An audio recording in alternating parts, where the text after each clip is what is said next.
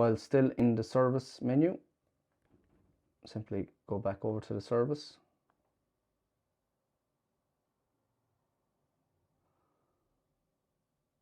And in the service menu, we would like to check flow rate, our flow and return temperature, and our hot water.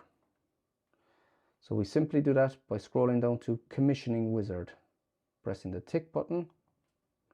And in Commissioning Wizard, it will give us the following.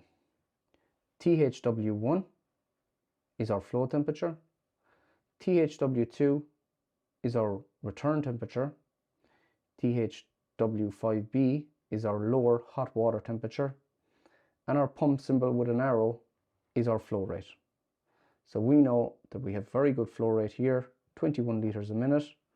Our tank is at 44 degrees Celsius. Our return temperature was at 42 and our flow temperature was at 46. At 10:15, it was doing hot water. It will show a symbol of a tap or symbol of a house.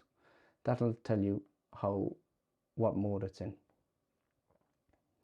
Every 5 minutes, this will log your temperatures so you can see how your unit is performing.